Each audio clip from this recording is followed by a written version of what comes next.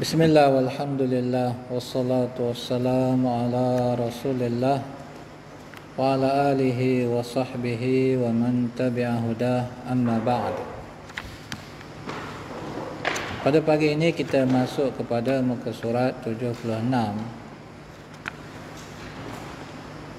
yang berkaitan dengan permasalahan yang penting di dalam keimanan seorang muslim, iaitu beriman bahawa Allah Azza wa Jalla di atas arasnya.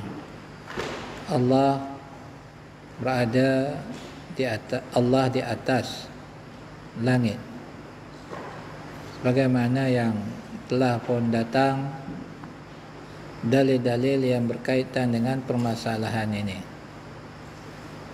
Kata penulis, di mana Allah? Soalan ini pernah diajukan oleh Rasulullah sallallahu alaihi wasallam kepada sebahagian daripada pengikut baginda. Di dalam hadis yang diriwayatkan oleh Imam Muslim daripada Muawiyah ibn al-Hakam as-Sulami radhiyallahu anhu, beliau berkata, "Wa kana li jariyatun tar'a ghanaman li qibala Uhud wal jawaniyah." Maksudnya, aku mempunyai seorang hamba wanita bekerja mengembala kambingku di sebelah bukit Uhud dan al-jawaniyah. Fattala'tu zata yaumin, lalu aku pergi menjenguk kambingku pada suatu hari. Fa idza dhi'bu qad dhahaba bi syah min ghanamiha. Lalu aku dapati serigala telah membaham seekor kambing yang dipelihara olehnya. Jadi dia serahkan kepada seorang hamba abdi untuk memelihara kambing dia, hamba abdi wanita. Wa ana rajulun min bani Adam asifun kama ya'safun. Kata beliau, aku sebahagian daripada anak Adam yang marah sebagaimana mereka marah. Manusia ada sifat marah. Dia pun marah bila dia tahu bahawa kambing dia ni tadi telah dimakan oleh serigala. Lakinnani saqaqtuha saqqatan. Akan tetapi aku telah menamparnya. Fa'ataitu Rasulullah sallallahu alaihi wasallam fa'azzama dzalika alayya. Lalu aku datang kepada Rasulullah sallallahu alaihi wasallam dan baginda memandang serius terhadap perbuatanku. Qultu ya Rasulullah, afala u'tiquha. Lalu aku berkata, wahai Rasulullah, kenapakah tidak aku bebaskannya? Artinya dia nak merdekakan hamba wanita ini. Qala tini biha. Nabi pun kata kepada dia, bawakan dia kepadaku. Fa'ataituhu biha faqala laha aina Allah. Lalu aku datang membawanya. Kemudian Rasulullah sallallahu alaihi wasallam bertanya kepadanya, artinya kepada jariyah. Apa maksud jariyah? Huzaifah, apa maksud jariyah?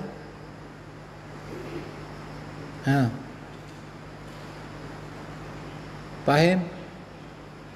Hadis jariyah, apa maksud jariyah?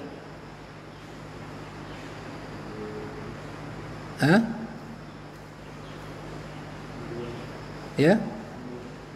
Hamba perempuan. Bila sebut hadis jariyah tu kita ingat hadis yang berkaitan dengan hamba wanita yang hendak dibebaskan oleh Muawiyah ibn al-Hakam as-Sulami. Ya. Jadi Nabi kata kepada Muawiyah, bawakan dia kepadaku. Fa'ataituhu biha. Lalu Muawiyah pun bawalah jariyah ni kepada Nabi. Faqala laha aina Allah. Nabi pun kata kepada jariyah ini, di mana Allah? qalat fis sama, dia berkata di atas langit. Qala man ana, kemudian Nabi tanya lagi, siapa aku? Dia kata, qalat anta Rasulullah, kamu merupakan Rasul Allah, utusan Allah. Rasul maknanya apa? Utusan. Kamu adalah utusan Allah. Kemudian Nabi kata apa? Qala a'tiqha fa innaha mu'minah. Nabi pun kata kepada Muawiyah, bebaskan dia, kerana sesungguhnya dia seorang wanita yang beriman. Hadis ini, kata penulis, hadis di atas merupakan sebahagian daripada dalil-dalil yang banyak menunjukkan bahawa Allah di atas. Kita tinggalkan perkataan berada, ya. Allah antara namanya Al-Ali, Al-A'la, Allah Maha Tinggi.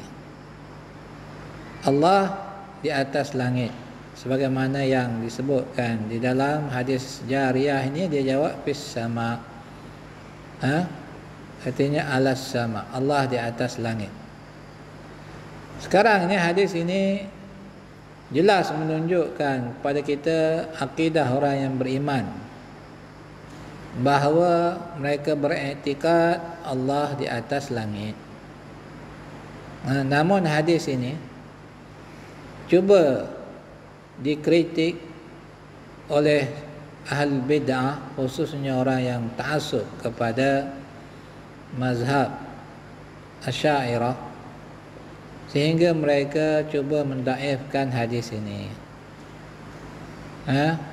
Walaupun tiada sebelum mereka ulama hadis yang mendaifkan hadis ini. Hadis ini riwayat siapa? Hadis ini riwayat Imam Muslim. Kita tahu hadis-hadis di dalam Sahih Muslim merupakan di antara hadis yang disepakati oleh ulama kesahihannya. Hadis riwayat Muslim disepakati oleh ulama kesahihannya. Namun begitu, ada juga di kalangan golongan yang ta'assub kepada mazhab Asy'ariyah ini, mereka berusaha mendaifkan hadis jariyah ini. Walaupun tiada seorang pun di kalangan ulama hadis sebelum daripada mereka mendaifkan hadis ini. Bahkan Al-Hafiz Ibn Hajar Al-Asqalani dan juga Al-Hafiz Al-Zahabi, dan juga ulama-ulama yang lain, mereka menyatakan tentang kesahihan hadis ini. Yang pentingnya tak ada ulama yang mendaifkan hadis ini, iaitu lafaz ainallah, di mana Allah ini. Orang-orang yang ta'assub kepada mazhab Asy'ariyah di kalangan generasi yang terkemudian ini, mereka berusaha mendaifkan lafaz ainallah, kerana apa? Tak sesuai dengan hawa nafsu mereka. Golongan Asy'ariyah terawal, mereka tak sampai mendaifkan lafaz ini. Mereka tak sampai mendaifkan, mereka menyatakan tentang kesahihan hadis ini.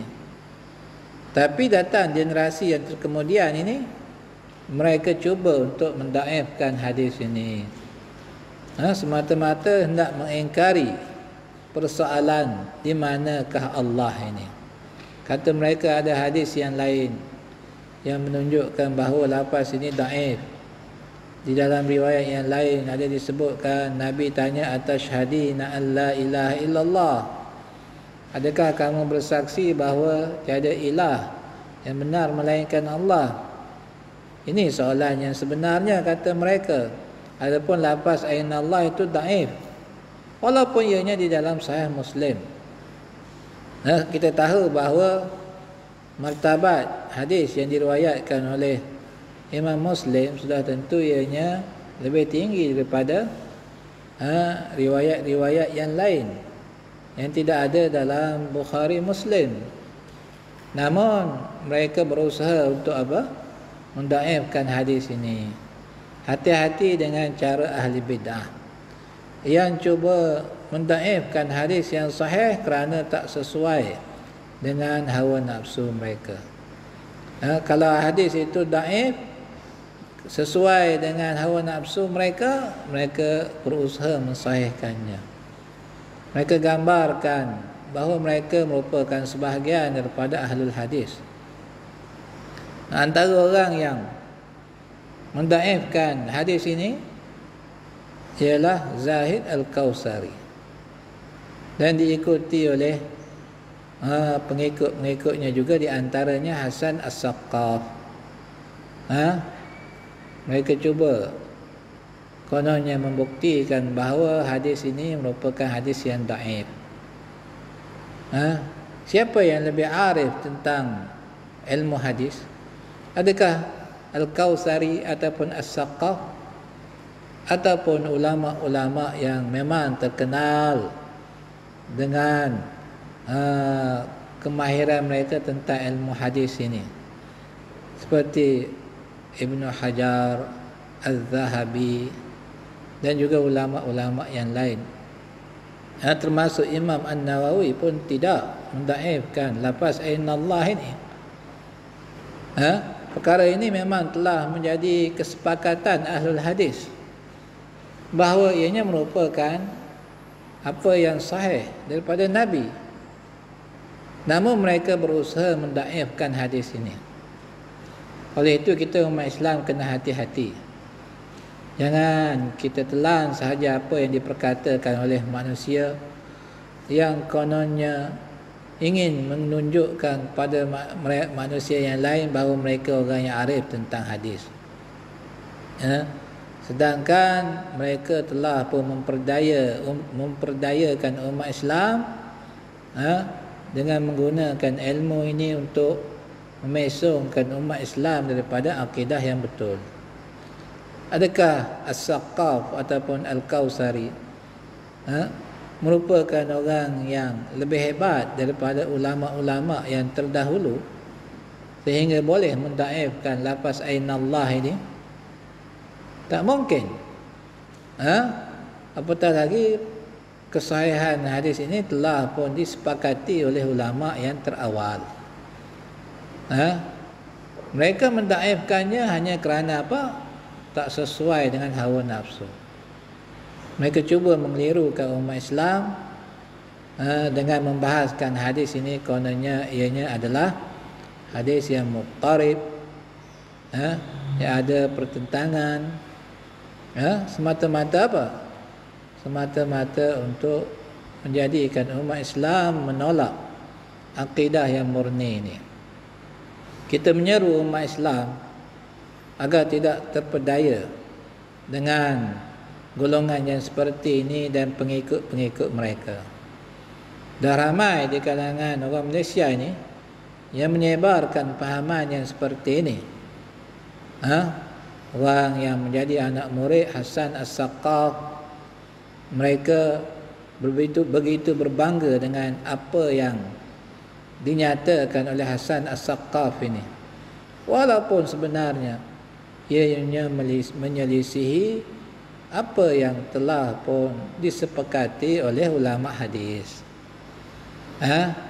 Oleh itu janganlah kita menjadi orang yang hanya mengikuti apa yang diperkatakan oleh orang lain tanpa kita menyelidikinya. Perdalamilah ilmu agama.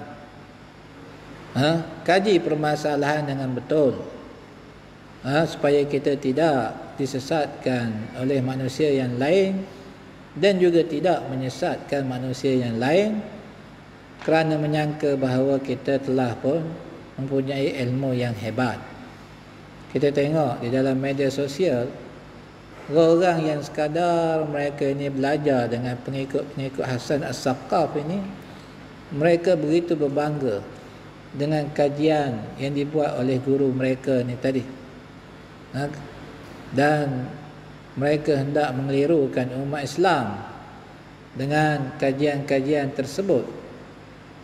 Sedarlah bahawa Apa yang dinyatakan oleh orang-orang yang seperti ini, iaitu Hasan As-Saqqaf dan juga murid-muridnya, ianya adalah batil.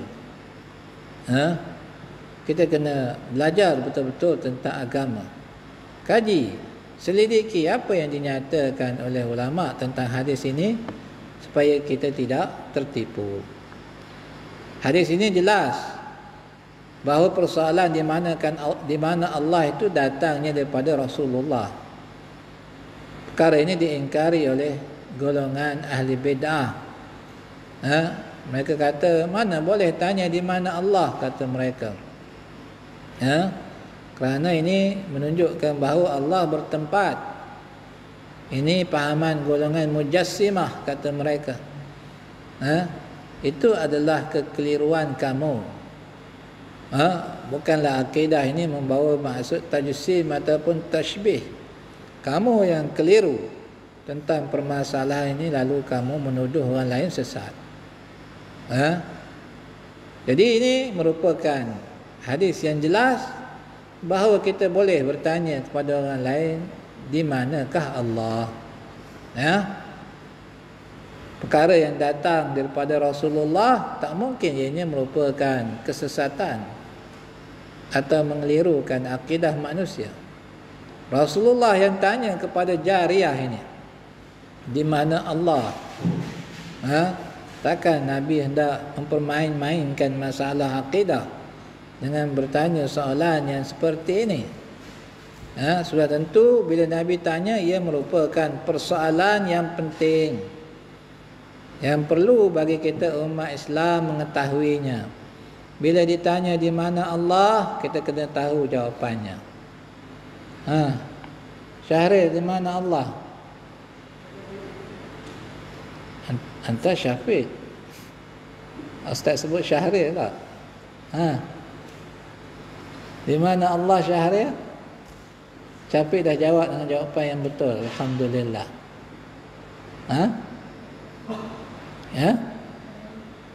Di atas langit. Itu i'tiqad kita. Perkara ini sesuai dengan fitrah seorang Muslim. Orang beriman, mereka merasakan bahawa Allah di atas. Sebab itu bila antum berdoa, hati antum akan mengarah ke mana? Mengarah ke atas. Kita minta, ya Allah. Betul tak? Hati kita akan mengarah ke atas. Itu merupakan apa yang ada di dalam fitrah manusia. Dalil-dalilnya amat banyak, dikumpulkan oleh Al-Hafiz Al-Zahabi dalam kitab Al-Ulu. Dikumpulkan dalil-dalil pada Al-Quran dan hadis, juga kalam-kalam salafus salih tentang i'tiqad Allah di atas. Orang yang mengingkarinya hanya orang yang sama ada dia jahil tentang akidah ini dan dikelirukan oleh manusia yang hendak memesongkan akidah umat Islam, ataupun orang yang memang mereka pengikut hawa nafsu yang tak mahu menerima hatta apa yang diakui oleh fitrah. Al-Juwaini dahulu pun salah seorang daripada ulama kalam yang terkenal, dia tidaklah sampai mengingkari fitrah yang ada dalam diri dia bahawa Allah itu di atas. Bila mana dia disanggah oleh manusia yang lain, setelah dia cuba mengubah makna-makna sifat yang ada dalam Quran dan hadis bahawa Allah itu di atas, lalu ada yang datang kepada dia, kalau tak silap namanya Abu Ala Al-Hamdani, datang kepada Al-Juwaini. Dia kata kepada Al-Juwaini, kamu boleh ubah nas-nas yang ada dalam Al-Quran dan hadis ini untuk menafikan Allah itu di atas. Kamu boleh ubah, tapi kata dia, kamu tak boleh mengubah apa yang ada di dalam diri kamu. Fitrah mengakui bahawa Allah di atas. Jadi bila Al-Juwaini mendengar apa yang dikatakan oleh Al-Hamdani ni, maka dia pun kata hayyaranil hamdani, hayyaranil hamdani. Al-Hamdani telah membuatkan aku bingung. Kenapa dia bingung? Memang betul dia mengubah makna-makna sifat ini kepada makna yang lain seperti yang dibuat oleh golongan Asy'ariyah. Tapi dia merasakan bahawa fitrah di dalam diri dia mengakui Allah di atas. Itu yang menyebabkan dia bingung. Aku ubah makna sifat ni, tiba-tiba fitrah aku mengakui bahawa Allah di atas. Ini yang menyebabkan beliau bingung. Oleh itu manusia jangan dikuasai oleh hawa nafsu sehingga mereka bermati-matian mengingkari bahawa Allah di atas. Walaupun datang nas yang banyak, dalil yang banyak menyatakan Allah di atas, tetap mengingkarinya. Ini adalah penyakit yang berat. Sehingga kan fitrah yang ada di dalam diri kamu sendiri kamu hendak ingkari. Golongan ini lebih dahsyat daripada golongan Asy'ariyah yang terawal. Kita tengok bagaimana golongan Asy'ariyah terawal. Mereka ini tidaklah sampai ke tahap mendaifkan hadis ainallah. Dan tidaklah juga mengingkari fitrah. Tapi manusia yang terkemudian ini, mereka dicengkam oleh hawa nafsu, sehingga kan hadis yang disepakati oleh ulama kesahihannya mereka nak daifkan kerana tak sesuai dengan nafsu mereka. Begitu juga fitrah yang ada dalam diri pun hendak dinafikan. Jadi ini semua adalah penyakit yang mesti umat Islam hindarkan diri daripadanya. Jangan kita dikuasai oleh hawa nafsu. Kelak kita akan terjerumus ke lembah kehinaan. Jadikanlah Al-Quran dan hadis sebagai panduan buat kita, untuk kita memahaminya sebagaimana yang dipahami oleh sebagaimana yang dikehendaki oleh syarak.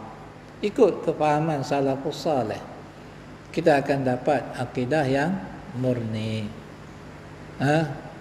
Dalil amat banyak, iaitu apa dia? Seperti kisah Nabi di Mi'rajkan. Nabi pergi ke mana? Nabi naik ke langit untuk bertemu dengan siapa? Bertemu dengan Allah untuk menerima kefarduan solat 5 waktu ini. Dan juga Nabi mengatakan, ala ta'manuni wa ana aminum man fis sama.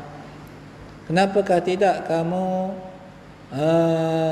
mempercayai aku, sedangkan aku merupakan pemegang amanah bagi yang ada di atas langit. Nabi beritahu baginda merupakan pemegang amanah bagi Allah yang di atas langit. Semua nas-nas ini hendak diubah kerana tidak bersesuaian dengan kepahaman mereka. Adakah cara yang seperti ini ianya boleh diterima oleh orang yang berakal? Sudah tentu tidak. Kita kembalilah kepada nas dan kembalilah kepada fitrah kita. Kita akan mengakui i'tiqad bahawa Allah itu di atas, merupakan i'tiqad yang murni.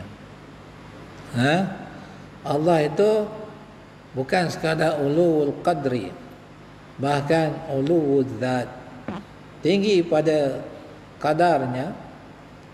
Kadar artinya kedudukan, bahkan tinggi pada zatnya, seperti yang Allah nyatakan di dalam Al-Quran. Tengok di sini, ada 7 ayat di dalam Al-Quran menyatakan dia di atas arasnya. Potong kalimah berada, ya. Kalimah berada semua potong. Sebab apa kita potong, Abu Ahmad? Ustaz suruh potong kerana apa? Kenapa Ustaz suruh potong kalimah berada? Ustaz dah ceritakan dahulu. Siapa ingat? Kenapa kita buang kalimah berada?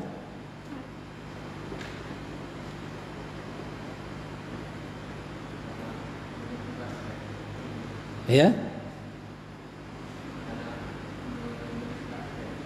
Menempatkan. Kita buang kalimah berada supaya terjemahan kita sesuai dengan apa yang ada dalam nas. Dalam nas sebut di atas langit. Kita tak payah sebut apa? Tak payah sebut berada di atas langit. Kita terjemah di atas langit. Dalam nas sebut tinggi di atas aras. Kita tak payah terjemah berada di atas aras. Kita terjemah tinggi di atas aras. Faham semua tak? Kerana di dalam masalah masalah tauhid al-asma' was sifat ini, kita tidak bercakap tentangnya melainkan mengikut apa yang ada dalam nas sahaja. Terbatas setakat yang disebutkan di dalam nas. Oleh itu bila kita terjemah pun, kita terjemah setakat yang ada di dalam nas itu sahaja. Tak perlu kita tambah kalimah berada. Dalam Al-Quran, di sini kalau berkaitan dengan arasy Allah, istawa alal arsh summa istawa alal arsh, kita tukarkan berada ni kepada kalimah tinggi. Kerana apa? Istawa membawa makna ala wartafa'a. Ala maknanya tinggi. Begitu juga dengan irtafa'a. Itu makna istawa di dalam bahasa. Kalau ada ala selepasnya, istawa ala. Ada istawa yang guna ilah, ada istawa yang tak ada huruf jar. Ya? Seperti istawa dalam Al-Quran yang mengguna ilah, apa dia?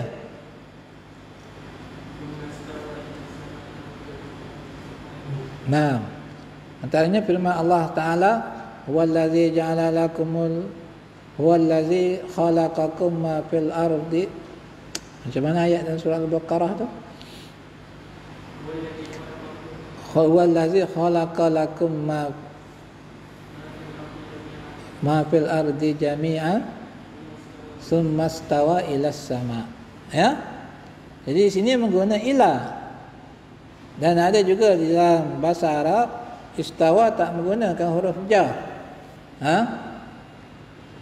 Jadi kita kena faham penggunaan kalimah ini dalam bentuk yang berbeza ni apa maknanya.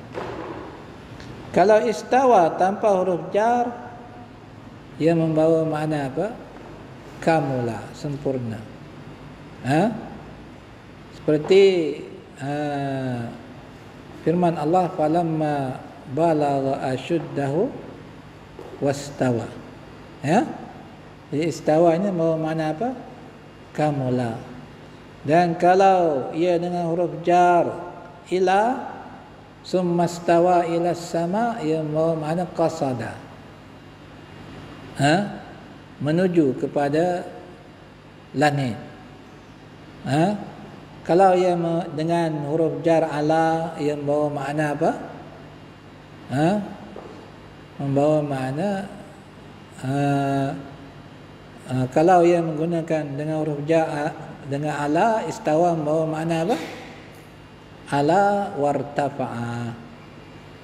Jadi di sini disebutkan ayat Al-Quran berkaitan dengan istiwa Allah di atas arasy.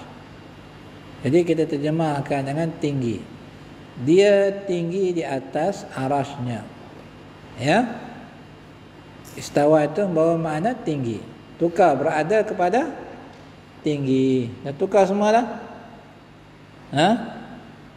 Dah tukar dah? Pergi ke mana? Aina kunta ya Syafiq? Faham tak apa Ustaz cerita ni?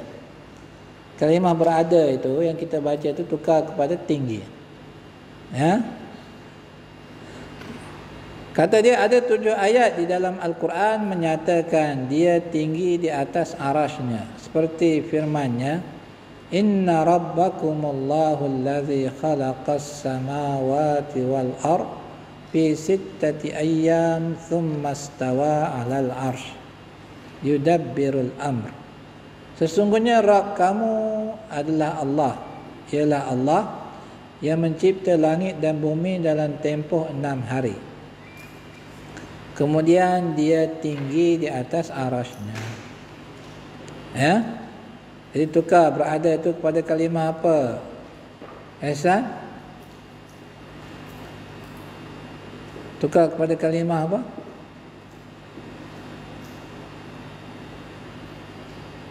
Aina kunta ya Ihsan?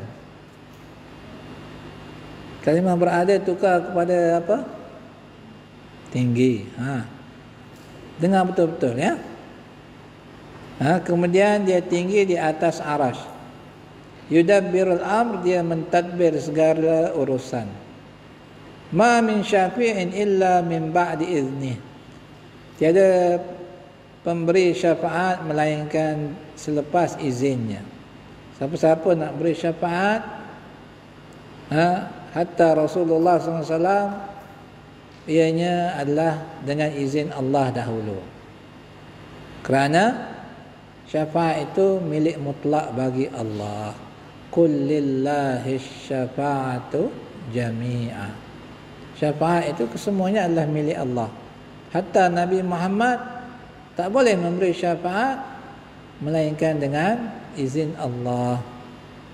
Faham semua? Taib. Kemudian kata dia, zalikumullahu rabbukum fa'buduh. Itulah Allah yang merupakan Rabb kamu, maka beribadatlah kepadanya. Afala tadhakkarun. Kenapakah tidak kamu menyedari? Ayat ini menyatakan bahawa Allah tinggi di atas arasy. Di dalam ayat yang lain Allah Azza wa Jalla berfirman, Ar-Rahmanu 'alal 'arsy istawa. Maksudnya Ar-Rahman tinggi di atas arasy-Nya. Tukar juga berada kepada kalimah tinggi. Huzaifah, dah tukar. Tulis. Padam berada tukar kepada tinggi. Ya. Oleh itu pegangan ahli sunnah wal jamaah adalah beriman bahawa Allah berada di atas arasy-Nya. Sesuai dengan kebesaran, tukar berada itu padam sekali lagi. Ya. Syarul, anda padam tak?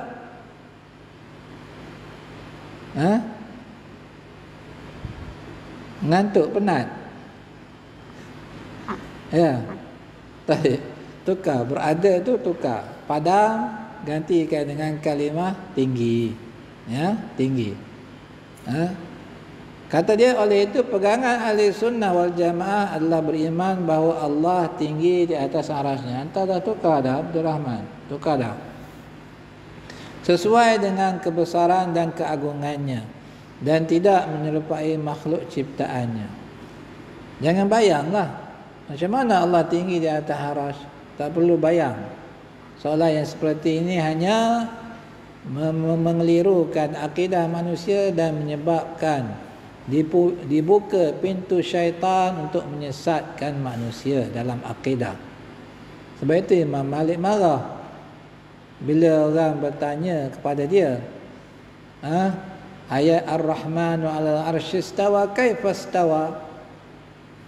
Ar-Rahman tinggi di atas arasy-Nya, bagaimana Allah tinggi, bagaimana? Bila lelaki ini tanya, Imam Malik marah. Sebab apa? Sebab soalan ini akan membuka pintu kesesatan. Soalan yang tak pernah ditanya oleh sahabat kepada Rasulullah. Kalaulah beriktikad Allah tinggi di atas arasy itu boleh membawa kepada kekeliruan, bahkan kepada kekufuran mengikut dakwaan ahli bidah, nescaya sahabat akan tanya dahulu. Tapi masalah ini adalah jelas, tak perlu kita perdalami lebih-lebih. Beriktikad sahaja bahawa Allah tinggi di atas arasy, selesai masalah. Bagaimana jangan tanya. Perkara yang tak perlu kita tanyakan. Beriman setakat mana yang Allah khabarkan di dalam Al-Quran. Dan Nabi sebutkan dalam hadis, janganlah kerana kononnya hendak mendakwa kita bijak, lebih berilmu, lalu kita membangkitkan persoalan-persoalan yang seperti ini. Ini hanyalah jerat syaitan untuk memesongkan manusia daripada akidah yang betul. Cara kita beriman, kita beriman bahawa Allah tinggi di atas arasnya sesuai dengan kebesaran dan keagungannya, dan tidak menyerupai makhluk ciptaannya. Inilah pegangan para sahabat, tabi'in, pengikut mereka dan para imam selepas mereka. Golongan Asy'ariyah mereka akan berdalil dengan ulama-ulama yang mengubah makna ayat ini. Memang betul.